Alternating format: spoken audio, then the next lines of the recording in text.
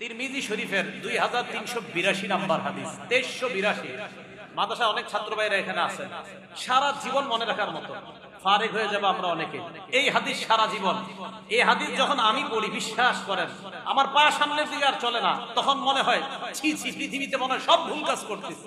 এই হাদিস বিশেষ করে যখন পড়ি, তিরমিজি শরীফের 2382, এই হাদিসটা মন দিয়ে শোনেন। একজন তাবি, তার নামটা মনে রাখবেন, সুফাই আল আসবাহি। ইকু বন্ধ করে দেন, ইকু সারা মানুষ বুঝবে হাদিসটা, ইকুটা একটু কমায় দেন, মাইক দেন ভাই, ইকুটা কমান। সুফাই আল আসবাহি মনে রাখবেন, একজন তাবি, একজন তাবি, তার নাম সুফাই আল আসবাহি। এই সুফাই আল আসবাহি দাখালাল মাদিনা, উনি মদিনায় আসলেন। মদিনায় আসার পর ফাইদা হুয়া বিরাজুল, উনি দেখে এক ব্যক্তি। যেমন লালবাগ মাদ্রাসায় বুখারী অনুষ্ঠান যেদিন হইতো, হাজার হাজার মানুষ কেন্দ্র করে সামনে একজন থাকতেন, হাফিজ জিউজুর রহমতুল্লাহ আলাইহি, পর্যায়ক্রমে শামসুল ফরিদপুর রহমতুল্লাহ আলাইহি, মুফতি আমিনী রহমতুল্লাহ আলাইহি, এখন আব্দুল হাইসাব দামাত বরকাতুহুল আলিয়া। এই যে হুজুরকে কেন্দ্র করে হাজার হাজার মানুষ চারপাশে থাকে, এমনটা হয় না?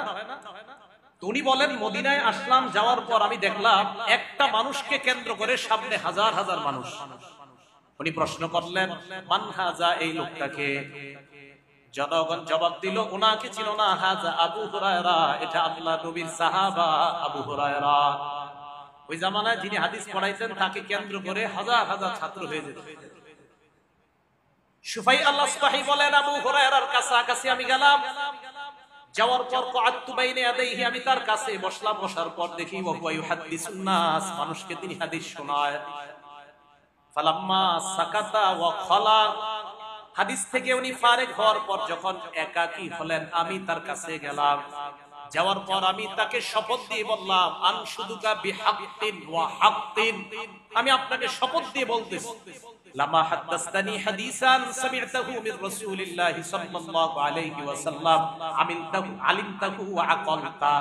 দেখেন কি কয়, আবু হুরায়রাকে আমি বললাম, আপনি আমাকে এমন একটা হাদিস শোনান যে হাদিসটা আপনি নবীজির থেকে ভালো করে শুনছেন, বুঝছেন, জানছেন। আবার বলছেন, আপনি আমাকে এমন একটা হাদিস শোনান যে হাদিসটা নবীজির থেকে ভালো করে আপনি শুনেছেন, ভালো করে জেনেছেন, ভালো করে বুঝেছেন। বাংলা তিনটা বুঝছেন সবাই? ভালো করে শুনেছেন, বুঝেছেন, জেনেছেন, এমন একটা হাদিস আমাকে শোনান। আবু হুরায়রা রাদিয়াল্লাহু তাআলা এই হাদিস বলার সময় উনি বললেন, লা ফালু, তুমি যা বলছো আমি তোমাকে একটা হাদিস শোনাবো। দেখেন কি কয়, লা উহাদ্দিসান্নাকা হাদিসান হাদাসানিহি রাসূলুল্লাহ সাল্লাল্লাহু আলাইহি ওয়াসাল্লাম, আমি তোমাকে এমন একটা হাদিস শোনাবো যে হাদিসটা আল্লাহর নবী আমাকে শোনাইছেন। এই কথা বলার সাথে সাথে নাশাগা আবু হুরায়রা নাশকাতান, আবু হুরায়রা বেহুশ হয়ে গেছে। কি হয়ে গেছে? ঘটনা, হাদিস কিন্তু বলে নাই, বেহুশ হয়ে গেছে। বেহুশ হওয়ার পর ফাবাকাসাত ক্বালিলা, সামান্য সময় পর আবার হুশ ফিরে আসে। হুশ ফিরে আসার পর বলতেছে, লা উহাদ্দিসান্নাকা হাদিসান হাদাসানিহি রাসূলুল্লাহ সাল্লাল্লাহু আলাইহি ওয়াসাল্লাম ফি হাযাল বাইত মা মা'ানা আহাদুন গায়রি ওয়া গায়রুহু, আমি তোমাকে এমন একটা হাদিস শোনাবো যে হাদিসটা আল্লাহর নবী আমাকে এই ঘরের মধ্যে শুনিয়েছেন, আমি আর আল্লাহর নবী ছাড়া এই ঘরের মধ্যে আর কেউ ছিল না। এই কথা বলার পর নাশাগা আবু হুরায়রা নাশকাতান উখরা, আবু হুরায়রা আবার বেহুশ হয়ে গেছে। হাদিস বলে না কিন্তু, আমি তোমাকে এমন একটা হাদিস শোনাবো, এটা বলে বেহুশ। আবার বলতেছে, আমি তোমাকে একটা হাদিস শোনাবো যেটা নবীজি আমাকে শোনাইছে, এটা বলে আবার বেহুশ। আবু হুরায়রার আবার হুশ ফিরে আসছে। আসার পর বলে, লা উহাদ্দিসান্নাকা হাদিসান হাদাসানিহি রাসূলুল্লাহ সাল্লাল্লাহু আলাইহি ওয়াসাল্লাম ফি হাযাল বাইত ওয়া মা মা'ানা আহাদুন গায়রি ওয়া গায়রুহু, আল্লাহর নবী আমাকে এমন একটা হাদিস শোনাইছে যে হাদিসটা আমি তোমাকে শোনাইতে চাই। এই হাদিস এই ঘরের মধ্যে, নবী বলছে এই হাদিস বলার সময় আমি আর নবী ছাড়া ঘরের মধ্যে আর কেউ ছিল না। এই কথা বলার পর আবু হুরায়রা আবার বেহুশ। দুনিয়ার জন্য, বিশেষ করে উলামায়ে কেরাম আমরা যারা, আমাদের জন্য শিক্ষণীয় এই হাদিস। হাদিস বলতে যাবে, বলতে পারতেছে না, খালি বেহুশ। আবার হুশ ফিরে আসছে। আবার হুশ ফিরে আসার পর আবু হুরায়রা বলে, লা উহাদ্দিসান্নাকা হাদিসান হাদাসানিহি রাসূলুল্লাহ সাল্লাল্লাহু আলাইহি ওয়াসাল্লাম, আমি তোমাকে এমন একটা হাদিস শোনাইতে চাই যে হাদিসটা আল্লাহর নবী আমাকে এই ঘরের মধ্যে বলছে, আমি আর আল্লাহর নবী ছাড়া কেউ ছিল না। সুম্মা নাশাগা আবু হুরায়রা নাশকাতান, আবু হুরায়রা আবার বেহুশ হয়ে গেছে। আবার হলো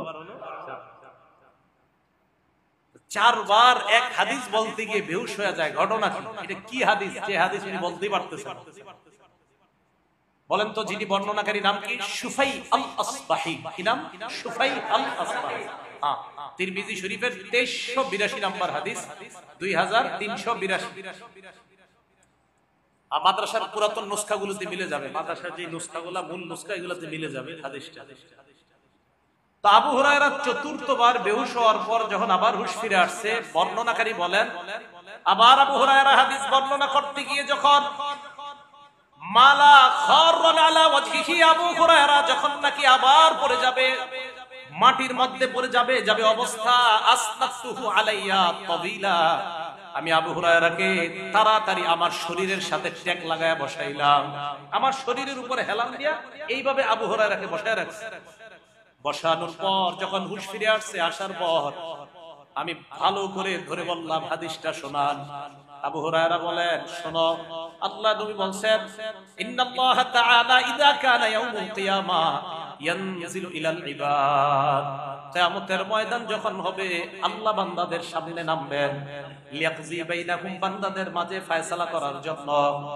আউয়ালু মান ইয়াদউ বিহি রাজুলুন তাআল্লামা, সর্বপ্রথম আল্লাহ 3 ব্যক্তিকে ডাকবেন। 1 নাম্বার তাআল্লামাল কুরআন, যে ব্যক্তি কোরআন শিখছে। কি শিখছে? কোরআন। হাফেজ উদ্দেশ্য, আলেম উদ্দেশ্য, এটা দ্বারা হাফেজ উদ্দেশ্য, আলেম উদ্দেশ্য। যে ব্যক্তি কোরআন শিখছে তাকে আল্লাহ ডাকবেন। 2 নাম্বার রাজুলুন কুতিলা ফি সাবিলিল্লাহ, ওই ব্যক্তি, যেই ব্যক্তি আল্লাহর রাস্তায় শহীদ হয়েছে। 3 নাম্বার রাজুলুন কাসীরুল মাল, যে ব্যক্তি প্রচুর সম্পদশালী ব্যক্তি, এই ব্যক্তিকে আল্লাহ ডাকবেন। ডাক দেওয়ার পর সর্বপ্রথম আলেমকে আল্লাহ বলবেন, আমি তোমাকে এমন বিদ্যা শিক্ষা দিয়েছিলাম যে বিদ্যা আমি আমার নবীর উপর নাযিল করেছিলাম।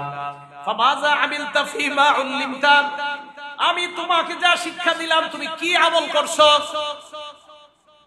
আমি তোমাকে শিখিয়েছিলাম কোরআন সুন্নাহর বিদ্যা তোমার মধ্যে দিয়েছিলাম, এই বিদ্যা অনুযায়ী কি আমল তুমি করছো?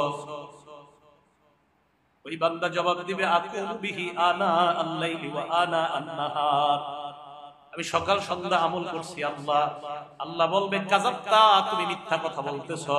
তাকুলুল মালাইকাতু কাযাবতা, ফেরেশতারাও বলবে তুমি মিথ্যাবাদী। আরাত্তা ইউকাল, তুমি এই নিয়ত করেছো তোমাকে যেন মানুষ বলে কারি, তুমি বিশাল বড় কারি। ওই জামানায় কারি মানে বড় আলেম। কারি মানে বড় আলেম। কারি মানে কি বলা হয়? বড় আলেমকে। আল্লাহ বলবেন তুমি মিথ্যা বলছো, তোমাকে যেন বড় আলেম বলা হয়, বড় কারি বলা হয়, বড় মুফতি মুহাদ্দিস বলা হয়, এই কারণে তুমি বিদ্যা শিখছিলা। ওয়াকাদ কিল, তোমাকে অলরেডি যা চাওয়ার সেটা তোমাকে বলা হয়েছে, যাও এখন জাহান্নামে যাও। অন্য বর্ণনা আছে এই ব্যক্তিকে হেসরাইতে জাহান্নামে ফেলে দেওয়া হয়। 2 নাম্বার শহীদকে আল্লাহ ডাক দিয়ে বলবেন, তুমি কেন শহীদ হয়েছো? বান্দা বলবে, আল্লাহ কাতালতু সুম্মা কুতিলতু, আমি আপনার রাস্তায় লড়াই করেছি, এক পর্যায়ে আমি শহীদ হয়ে গেলাম। আল্লাহ জবাব দিয়ে বলবে, না না, তুমি এই কারণে লড়াই করেছো লিউকাল আন্নাকা জারি, যেন মানুষ তোমাকে বিশাল বড় সাহসী বীর বাহাদুর বলে, এই কারণে তুমি শহীদ হয়েছিলা। যাও যাও, দুনিয়ার মধ্যে বাহাদুরের খেতাব তুমি অর্জন করেছো, যাও জাহান্নামে যাও। 3 নাম্বার সম্পদওয়ালাকে ডাক দিয়ে বলবেন, সম্পদ কোথায় তুমি খরচ করেছো? বান্দা বলবে, মাবুদ তোমার রাস্তায় খরচ করেছিলাম। আল্লাহ বলবেন, আরাত্তা ইউকাল আন্নাকা জাওয়াদ, তোমাকে যেন মানুষ বিশাল বড় দাতা বলে, এই কারণে তুমি সম্পদ খরচ করেছিলা। যাও, তুমি যা চেয়েছিলা এটা তুমি অর্জন করে ফেলছো, তোমার ঠিকানা জাহান্নাম। এই ব্যক্তিকে জাহান্নামের মধ্যে নিক্ষেপ করা হবে। এই হাদিসের এই অংশে আল্লাহ নবী বলেন, উলাইকা সালাসা তুসাউআরু বিহিমুন নার, এই 3 ব্যক্তির মাধ্যমে জাহান্নামের আগুন সর্বপ্রথম আল্লাহ প্রজ্বলিত করবে। আবু হুরায়রা বারবার 4 বার বেহুশ হওয়ার কারণ প্রথমে আলেম, এজন্য উনি বারবার বেহুশ হইতেছে যে এই কাতারে তো আমিও আছি। আবু হুরায়রা রাদিয়াল্লাহু তাআলা বারবার বেহুশ হওয়ার কারণ যে এই কাতারে আমি আছি, আমার কি অবস্থা হবে। এইজন্য যে বিষয়টা আমি বুঝাইতে চাইলাম, প্রথম কথা, আমাদের প্রত্যেকটা আমল যেন আল্লাহর দেখানোর জন্য হয়, মানুষকে দেখানোর জন্য না হয়। দ্বিতীয় কথা যেটা বুঝাইতে চাইলাম, আমাদের প্রত্যেকটা আমল একমাত্র আল্লাহকে খুশি করার জন্য যেন